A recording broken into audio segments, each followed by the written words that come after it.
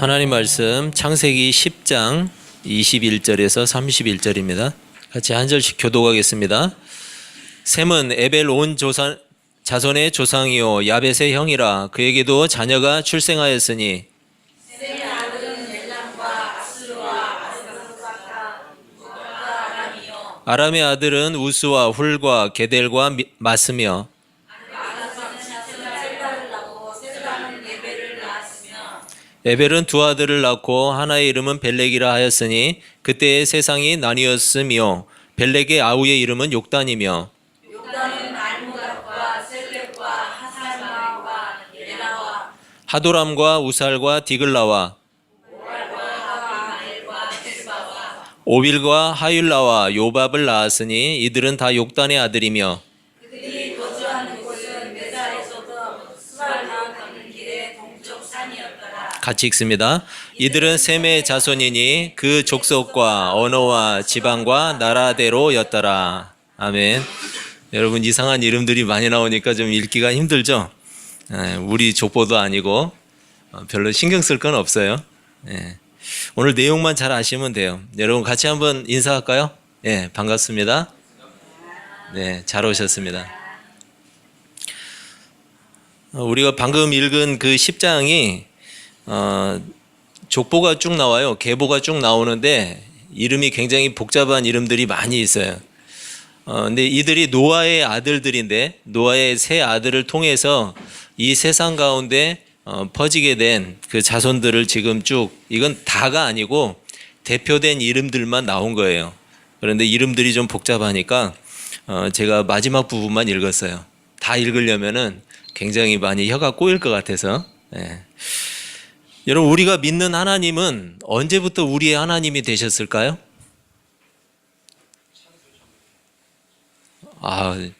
맞습니다, 집사님. 창세 전부터 우리 하나님인데 그렇다면 이스라엘과 우리는 무슨 관계가 있을까요? 아무 관계도 없을까요? 제가 이런 말을 들은 적이 있어요. 우리가 왜 서양에서 믿는 신을 믿어야 하나요? 여러분 선교 초기에도 선교사들이 들어올 때도 그 시기에도 사람들이 비슷한 말을 했어요. 왜 우리가 서양신을 믿어야 하는가? 그런데 여러분 제가 좀 억지를 부려보면 이런 식으로 따지면은 그럼 왜 우리가 인도에서 들어온 종교를 믿어야죠? 그렇죠? 그리고 왜 로마의 신들을 왜 우리가 믿어야 되죠? 이 얘기는 무슨 얘기하고 똑같냐면 억지라는 거예요. 억지.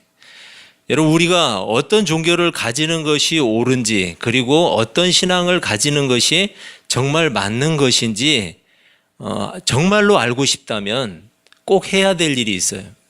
그건 뭐냐면 어떤 신이 진짜 신인지 반드시 확인해 봐야죠. 그죠? 정말 석가모니가 진짜 신인지 아니면 마호메트가 진짜 신인지 아니면 우리가 믿는 여호와 하나님이 진짜 신인지 여러분 확인해 보면 알잖아요. 진짜 신이라면 죽지 않아야죠. 여러분 죽은 존재가 어떻게 신이 될 수 있죠? 그런데 지금까지 자신을 신이라고 말한 모든 사람들은 이미 죽었어요. 그리고 그 죽은 사람들은 우리가 아무리 도움을 구해도 우리를 도와주지 못해요. 하지만 성경은 말해요. 하나님은 스스로 계시는 분이다. 누구의 손에 의해서 누군가에 의해서 지어지지 않았다는 거예요. 만들어지지 않았다는 거예요. 하나님은 스스로 계신 분이라고 이야기하고 있어요. 그리고 영원하신 분이고 전능하신 분이고 세상을 지으신 분이고 그리고 인간을 지으신 분이고 하물며 죄에 빠진 그 인간들을 구원하시기 위해서 구원하시는 분이라고 이야기하고 있어요. 하나님을 서양신이라고 말하는 사람들의 기본 의식 구조 속에는 어떤 생각이 들어있을까요? 지구상에 존재하는 각 나라들의 뿌리가 제각기 다를 것이라고 생각해요. 그렇기 때문에 그런 이야기를 하는 거예요. 여러분 우리 뿌리가 다 다르다고 생각하는 거예요. 그래서 우리의 뿌리도 아닌데 왜 내가 그 종교를 믿어야 되고 그 신을 믿어야 되느냐? 바로 이런 논리 속에 빠지는 거예요. 여러분 그런데 창세기를 보면 모든 나라와 그리고 모든 사람들의 뿌리가 결코 여러 갈래가 아니라는 사실을 우리가 이미 봤죠. 여러분 10장까지 오면서 우리가 계속 봤잖아요. 결코 모든 인류는 여러 갈래가 아니다. 뿌리가 하나예요, 하나. 오늘 본문 창세기 10장에서도 인류의 뿌리가 결국은 하나라는 사실을 보여주고 있어요. 홍수로 인해서 세상의 모든 사람들이 다 죽었잖아요. 다 쓸려버렸잖아요. 그런데 이제 노아 한 사람만 남았어요. 그리고 그의 세 자녀만 남았어요. 그 가정만 남았어요. 그렇다면 이제 그 세 자녀를 통해서 이 땅 가운데 번성하는 이 자손들을 볼 수가 있는데, 우리가 10장은 그거예요. 노아가 남았고 노아의 세 자녀가 남았는데 그들을 통해서 세상 가운데 번성하는 그러한 자손들. 여러분, 하나님의 약속이었잖아요. 번성하는 축복. 생육하고 번성하라고 창세기에서 명령하고 있잖아요. 그 번성의 축복이 인간이 죄에 빠져서 실패했음에도 불구하고 여전히 하나님은 노아의 자손들을 통해서 그 번성하는 축복을 이 땅 가운데 이루어가고 계시는 것을 우리가 볼 수 있는 거예요. 10장의 내용의 이 이름들을 다 몰라도 돼요. 조금 혀가 꼬이게 읽어도 돼요. 그렇지만 중요한 사실이 있어요. 잊지 말아야 될 것. 우리의 뿌리가 어딘가를 알아야 돼요. 하나님은 그 계보를 통해서 끊임없이 뜻을 두시고 세상 가운데 섭리하셨다는 거예요. 여러분, 제가 지도를 하나 준비했는데 지도가 뜨나요? 네. 여러분, 이게 노아의 자손들이 세상 가운데 번성해 갔던 그 번성을 색깔로 표시되어 있죠? 잘 한번 보세요. 여기가 어딜까요? 이게 중동 땅이고, 그리고 아래쪽에 함이라고 써 있는 부분이 지금의 이집트 땅이에요. 아프리카 대륙이에요. 그리고 저 위쪽으로 야벳이라고 써 있는 황토색으로 된 부분이 지금의 터키 땅, 그리고 그 넘어가면은 그리스가 되겠죠. 그렇게 유럽 쪽으로 뻗는 그 쪽이고, 또 이 황토색으로 오른쪽에 있는 부분이 인도 쪽으로 뻗어나가는 부분. 그리고 지금 셈이라고 써 있는 부분이 어디죠? 거기가 바로 중동 땅이에요. 지금의 사우디가 있는 그 땅이죠. 사우디만 있는 건 아니지만 아라비아 땅이죠. 그쪽이.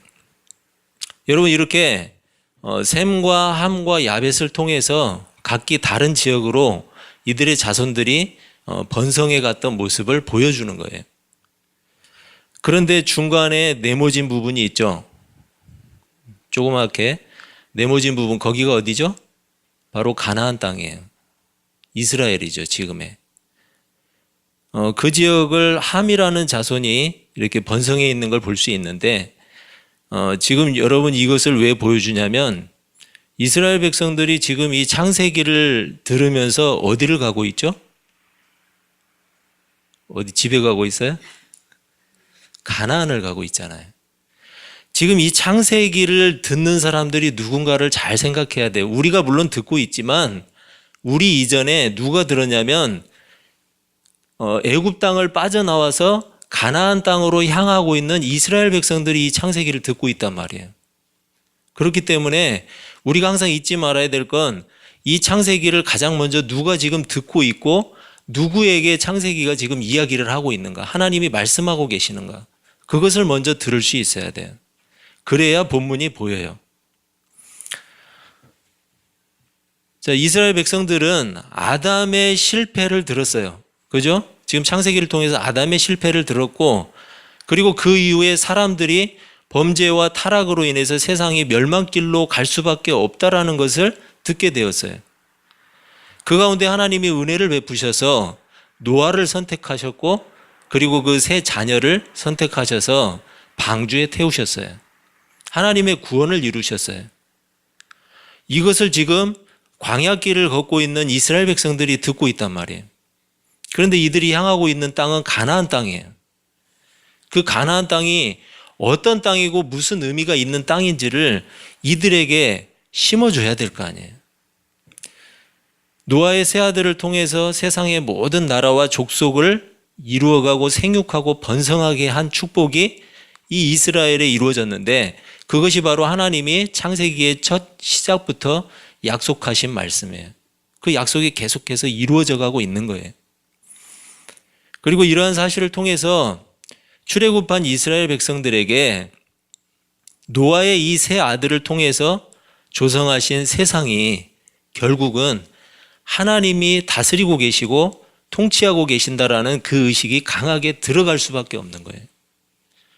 여러분, 하나님이 지금까지 쭉 조성하시고 자기들의 조상을 이끄시고 자기들을 지금 이끄시는 하나님이 그 하나님이라는 사실을 이들의 의식 속에 계속해서 심어주고 있는 거예요. 그리고 오늘 우리가 읽은 셈의 후손, 이 셈의 후손이 누구예요? 바로 광야길을 걷고 있는 이들이에요. 이들이 셈의 후손이에요. 다시 한번 이들이 생각하는 거예요. 셈의 계보를 통해서 오게 된 게 누구냐? 바로 아브라함이었어요. 아브라함. 아까 우리가 봤던 지역에 보면 지금의 이라크 지역 쪽 되는데 거기에 우르라는 곳이 있어요. 아브라함을 그곳에서 하나님이 부르셔서 이제 어느 땅으로 가게 하셨냐면 가나안 땅으로 가게 하셨어요. 그 땅을 약속하셨어요, 하나님이. 그런데 그 아브라함의 후손이 지금 어디에 있는 거예요? 지금 광야길을 걷고 있어요. 애굽을 빠져나와서. 이들이 향하고 있는 곳도 어디예요? 가나안이에요. 그 땅을 누가 누구에게 약속하셨어요? 하나님이 아브라함에게. 그 뭐냐? 자기 조상에게 약속하신 땅을 지금 이들이 걸어가고 있는 거예요. 그리고 아브라함에게 그 약속하신 가나안, 이것을 이들이 생각하고 있을 때 이들은 힘과 용기가 생겼을 거예요. 여러분, 광야길을 걷고 있을 때 얼마나 지치고 힘들었을까요? 그런데 이들에게 지금 확실한 목적의식을 심어주고 있는 거예요. 너희들이 왜 그 땅을 들어가야 되는지, 그리고 그 땅은 어떤 땅인지, 하나님이 지금 약속하고 계신 땅이 이들에게 강한 확신으로 다가오고 있는 거예요. 더군다나 온 세상이 하나님의 다스리심과 섭리 가운데 이루어지고 있다는 것을 하나님이 지금 설명하고 계세요. 말씀을 통해서. 거기에 대해서 이들은 더욱더 용기가 생겼을 거예요. 여러분, 우리가 하나님을 섬길 때 이들은 분명히 아브라함의 자손이라는, 그리고 그 땅을 가나안을 약속받은 땅이라는 것으로 가졌을 때 이들이 목적의식이 생겼던 것처럼, 여러분, 우리가 하나님을 섬기는 그리스도인의 신분으로 세상을 살아갈 때 우리에게 목적의식이 없다면 우리의 믿음은 연약해질 수밖에 없어요. 우리에게 확실한 정체성이 있어야 되는 거예요. 내가 누군가, 내가 어디를 향하고 있는가. 출애굽한 이스라엘 백성들도 약속의 땅 가나안에 들어가기 위해서는 수많은 시련을 겪었어요. 그들은 환경을 극복해야만 했어요. 여러분, 보통 환경이 아니잖아요. 주변에 많은 족속들의 공격을 막아야 됐어요. 가나안 땅을 차지하고 있는 족속과 전쟁을 해야만 했어요. 한마디로 어느 것 하나도 그들의 편은 아니었어요. 여러분, 마찬가지로 그리스도인이 되어서 이 세상을 살아간다는 일 결코 쉽지 않아요. 그런데 왜 우리가 이렇게 쉽지 않은 길을 굳이 가려고 할까요? 여러분, 왜 가려고 하세요? 네. 이 길만이 생명의 길이기 때문에 그래요. 요한복음 14장 6절에서는 이렇게 말씀해요. 예수께서 이르시되 내가 곧 길이요 진리요 생명이니 나로 말미암지 않고는 아버지께로 올 자가 없느니라. 여러분, 이 길만이 생명의 길이기 때문에 우리는 가고자 하는 거예요. 그래서 우리에게도 우리가 누구인가라는 정체성을 기억하고 잃지 않는 일은 대단히 중요한 거예요. 자신이 누구인지를 모르면 우리의 신앙은 목적을 잃어버리게 돼 있어요. 그리스도인이라는 우리의 정체성이 가지는 의미를 우리는 반드시 기억해야 되는 거예요.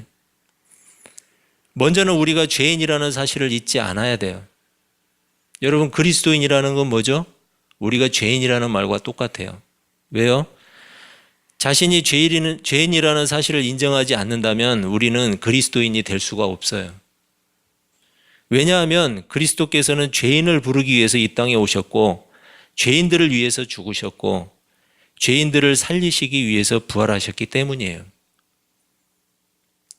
누가복음 5장 32절이 그렇게 말해요. 내가 의인을 부르러 온 것이 아니오 죄인을 불러 회개시키러 왔노라. 예수님은 이 땅에 의인을 데리러 오신 게 아니에요. 죄인을 불러 회개시키러 왔다고 그랬어요. 따라서 자신이 죄인이라는 사실을 알고 인정하는 사람만이 그리스도인이 될 수 있어요. 어떤 사람들은 하나님이 정말 계신다면 이 세상에 가난과 질병 그리고 전쟁 같은 일이 어떻게 있을 수 있냐고 물어봐요. 뭔가 잘못됐다는 거죠. 여러분, 세상에는 수많은 치과 의사들이 있어요. 그런데 왜 많은 사람들이 이가 상하기도 하고 빠지기도 할까요? 왜 그렇죠? 치과 의사가 그렇게 많은데. 그 사람들이 치과 의사가 아무리 많아도 치과 의사에게 찾아가서 도움을 요청하지 않으면 도움을 받을 수 없어요. 그렇죠? 여러분, 마찬가지예요. 우리도 우리 의지로 하나님 앞에 나가야 돼요. 나갈 수 있는 길은 하나님이 이미 열어주셨어요. 마찬가지로 하나님은 강요하시는 분이 아니에요. 강요를 믿음이라고 말하는 사람은 없죠. 믿음은 자발적인 거예요. 하나님은 그 길을 열어주셨을 뿐이에요. 우리가 나갈 수 있는 힘도 주셨어요. 그렇기 때문에 하나님 앞에 나가야 돼요. 출애굽한 이스라엘 백성들이 창세기를 통해서 자신들의 정체성을 잃지 않았던 것처럼 우리는 하나님의 말씀을 통해서 우리 자신이 하나님 나라의 백성이라는 사실, 그리고 그리스도인이라는 사실을 꼭 기억해야만 해요. 우리는. 그게 우리의 정체성이에요. 자신의 정체성을 꼭 기억하면서 살아갈 수 있기를 바랍니다. 오늘 우리가 읽은 세세계보, 이 세세계보를 통해서 우리는 두 가지 큰 흐름을 읽을 수가 있어요. 25절에 나오는 벨렉이라는 사람을 주목해야 돼요. 벨렉. 이름이 특이하죠? 내용을 보면 알 수 있어요. 벨렉이라는 이름은 나님이라는 뜻이에요. 나님. 나누어짐이라는 뜻이죠. 이것은 벨렉의 아버지가 누구였냐면 에벨이라는 사람이었는데, 저도 혀가 꼬이네. 에벨이라는 사람인데 그 시대에 세상이 나누어졌다고 표현하고 있어요. 성경에서. 이것은 바벨탑 사건을 통해서 세상이 나누어지게 된 것을 암시하는 거예요. 여러분, 이 시대에 그랬다는 거예요. 이러한 나님은 우리가 5절, 20절, 31절에서 공통적으로 볼 수 있어요. 뭐가 나뉘었다고 하냐면 각기 족속과 언어와 지방과 나라대로 나누어졌다고 설명을 해요. 누구는 바벨탑 사건을 통해서 우리가 영어를 하게 됐으니까 참 안타깝다 이야기를 하는데, 여러분 안타까워하지 마세요. 한국말 잘하면 되죠. 여러분, 이 내용이 중요한 이유는 뭐냐면 이들의 나누어짐이 결국은 온 땅에 흩어져서 번성하게 하시는 하나님의 언약이 성취되어 가고 있다라는 거예요. 하나님은 어느 상황에서나 하나님의 뜻을 이루어 가시는 분이에요. 신실하게. 인간이 볼 때는 뭔가 구차한 것 같고 뭔가 이해되지 않는 부분 같은데 그 가운데도 하나님은 합력해서 선을 이루어 가시는 분이에요. 그리고 동시에 또 무엇을 이야기하느냐? 소통이 없이 각기 다른 나라들로 세워져 갔다라는 의미예요. 많은 나라들로 흩어진 거죠. 또 하나의 중요한 사실, 벨렉이라는 사람의 5대손이 바로 누구냐? 아브라함이에요. 아브라함. 쉽게 말해서 출애굽을 통해서 이 쉽지 않은 광야를 통과하고 있던 이스라엘 백성들에게 믿음의 조상인 아브라함이 바로 누구의 후손이다? 노아의 후손이다. 이것을 상기시키고 있는 거예요. 모르는 게 아니에요. 다시금 그 기억 속에 새롭게 하고 상기시키는 거예요. 목적이 뭘까요? 그것은 약속의 땅, 가나안으로 들어가는 가나안 정복에 대한 당위성을 강조하고 있는 거예요. 너희들은 가나안으로 들어가야만 한다. 왜냐하면 그 땅은 본래 아브라함에게 약속하신 땅이기 때문에. 이러한 이스라엘을 향한 하나님의 언약과 구원은 결국 모든 인간들을 향하신 커다란 구원의 밑그림이 되는 거예요. 이 말은 왜 이스라엘의 하나님이 우리의 하나님이 되시는가? 여기에 대한 대답과도 같은 거예요. 노아와 노아의 세 아들을 통해서 새롭게 시작된 인류는 결국 하나의 뿌리를 가지고 있고, 그리고 하나님은 이스라엘만의 하나님이 아니라 온 우주 만물의 하나님이시다. 여러분, 이것을 나타내고 있는 거예요. 창세기가 그걸 말하고 있어요. 단지 이스라엘은 모든 민족과 열방을 향한 구원의 통로로서 하나님이 선택하신 민족이에요. 이스라엘을 선택하셔서 이루고자 하신 하나님의 의도는 지금도 쉬지 않고 진행되고 있는 거예요. 여러분, 우리를 통해서 계속 진행되고 있잖아요. 교회를 통해서. 우리가 이스라엘 사람인가요? 그렇진 않죠. 혈통적인 이스라엘만을 말하는 것이 아니에요. 일부 교회에서 주장하는 이스라엘의 재건, 혈통적 이스라엘이에요. 여기서 이야기하는 건. 그리고 제3성전의 건축. 여러분, 이것은 혈통적인 그 이스라엘과 교회를 구분시켜서 설명하기 때문에 자꾸 잘못된 거예요. 세대주의와 신사도 운동을 하는 사람들이 바로 그래요. 백 투 더 예루살렘. 이건 다 잘못된 거예요. 허구예요.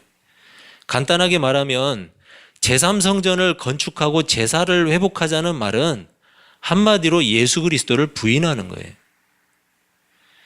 예수 그리스도가 이 땅에 와서 죽어야 될 이유가 뭐가 있어요? 그러면 다시 제사제도 회복하려면 구약에서 드리던 모든 동물 제사는 불완전하고 일시적인 제사였어요.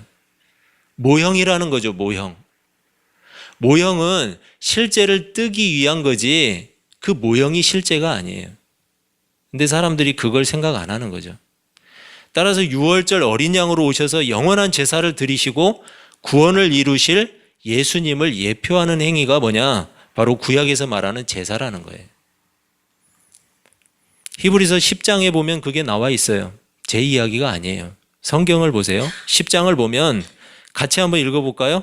제사장마다 매일 서서 섬기며 자주 같은 제사를 드리되 이 제사는 언제나 죄를 없게 하지 못하거니와 오직 그리스도는 죄를 위하여 한 영원한 제사를 드리시고 하나님 우편에 앉으사 그 후에 자기 원수들을 자기 발등상이 되게 하실 때까지 기다리시나니 그가 거룩하게 된 자들을 한 번의 제사로 영원히 온전하게 하셨느니라. 아멘. 여러분, 예수 그리스도께서 단번에 영원한 제사를 드리셨다고 했는데 또다시 제사를 회복하자, 제3성전을 짓자? 어리석은 일이죠. 여러분, 제3성전에 대한 주장에도 제가 대답을 하지 않아도 이미 성경이 대답을 하고 있어요. 요한복음 2장인데 제가 읽어드릴게요. 이에 유대인들이 대답하여 예수께 말하기를 내가 이런 일을 행하니 무슨 표적을 우리에게 보이겠느냐. 예수께서 대답하여 이르시되 너희가 이 성전을 헐라 내가 사흘 동안에 일으키리라. 유대인들이 이르되 이 성전은 46년 동안의 지었건을 내가 3일 동안에 일으키겠느냐 하더라. 그러나 예수는 성전된 자기 육체를 가리켜 말씀하신 것이라. 여러분, 성경이 이렇게 정확하게 대답하고 있는데 무슨 성전을 또 지을까요? 구약의 건물로서의 성전 역시 모형이에요. 영원하신 성전이신 예수 그리스도를 예표하는 거라는 거예요. 그 사람들의 주장대로라면 아직 교회에는 구원이 없죠. 구원이 없어요. 혈통적 이스라엘의 재건을 주장하는 사람들에게 저는 물어보고 싶어요. 성경을 봤냐고. 보고도 모른다면 이해를 못하는 거죠. 그 사람들이 그냥 성경을 모르는 평신도라면은 조금 이해라도 하겠어요. 그런데 그들이 누구냐? 그들이 강단에 서서 설교를 하는 사람들이에요. 제가 써서는 안 되는 이야기지만 정말 무식한 거죠. 무식한 거. 어떻게 성경을 모르고 설교를 하죠? 모르면 연구해야 되죠. 세대주의는 문자적으로만 해석하기 때문에 그런 오류를 범해요. 그리고 인터넷만 뒤지니까 성경 연구는 안 하고 인터넷만 뒤지니까 그렇게 한심한 소리를 하는 거예요. 여러분, 예수님이 이루신 영원한 제사가 있는데 어떻게 제사제도로 다시 돌아가자는 이야기를 해요. 그리고 영원한 성전이신 예수 그리스도가 이미 자기 육신을 세워서 부활하시고 그 성전의 기능을 완전히 이루셨는데 단번에 그런데 무슨 성전을 또 지어요? 사도 바울이 이렇게 무식한 사람들에게 미리 선언한 이야기가 있어요. 로마서 2장 말씀인데 제가 읽어드릴게요. 무릇 표면적 유대인이 유대인이 아니요 표면적 육신의 할례가 할례가 아니니라. 여러분 이 말이 무슨 이야기냐면 유대인에게만 구원이 있는 게 아니라 이제 이방인에게 구원이 있다 선언하는 거예요.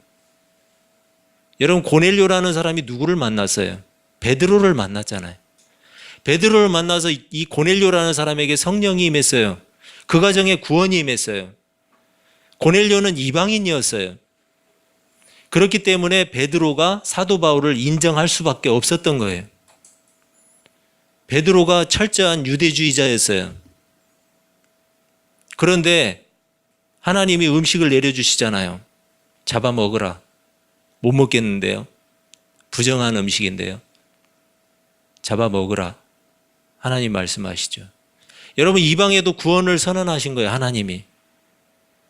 하나님은 유대인의 하나님이 아니에요. 온 세상 우주 만물의 하나님이세요. 로마서 3장 1절 2절에서도 그렇게 말씀해요. 그런즉 유대인의 나음이 무엇이며 할례의 유익이 무엇이냐. 범사에 많으니 우선은 그들이 하나님의 말씀을 맡았음이라. 여러분 유대인을 무시하라는 게 아니에요. 유대인에게만 구원이 있는 것이 아니고 이제 온 열방의 이방인들에게 구원이 선포되었다라는 거예요. 그들이 중요한 사실은 뭐냐? 그들이 말씀을 맡았어요. 통로라는 거예요. 통로. 구원을 하나님이 이루어 가시는 세상을 구원하시기 위해서 이루어 가시는 그 구원의 통로 역할을 한다라는 거예요. 그리고 그들을 빛이라고 표현하고 있어요. 이사야서 말씀인데 나 여호와가 의로 너를 불렀은즉 내가 내 손을 잡아 너를 보호하며 너를 세워 백성의 언약과 이방의 빛이 되게 하리니. 이방의 빛이 되게 하겠다고 하잖아요. 왜 성경을 안 보고 딴소리를 하죠? 여러분 많아요. 이사야서 말씀이 또 있어요. 49장 6절인데 그가 이르시되 내가 나의 종이 되어 야곱의 지파들을 일으키며 이스라엘 중에 보존된 자를 돌아오게 할 것은 매우 쉬운 일이라. 내가 또 너를 이방의 빛으로 삼아 나의 구원을 베풀어서 땅끝까지 이르게 하리라. 이렇게 증거가 많잖아요. 사도행전 13장 47절 주께서 이같이 우리에게 명하시되 내가 너를 이방의 빛으로 삼아 너를 땅끝까지 구원하게 하리라 하셨느니라 하니. 이렇게 많은데 더 얘기하면 안 돼요. 성경을 보라고 해야죠. 혹시 성경을 모르는 사람들이라면 제가 백투 예루살렘을 외치든 제3성전을 건축하자고 하든 제사의 회복을 이야기하든 육적 이스라엘의 재건을 주장하든 관계없어요. 제가 데려다가 성경을 가르쳐주면 되죠. 그런데 소위 성경을 연구하고 설교까지 하는 목회자 입에서 이런 이야기가 나온다는 것은 부끄러운 일이에요. 제정신이 아닌 거죠.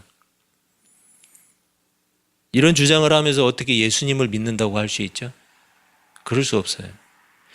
여러분 결국 육적 이스라엘의 선택과 구원은 모든 민족과 열방을 구원하시기 위한 하나님의 섭리하심이라는 거예요. 그 가운데 이스라엘을 선택하신 거예요.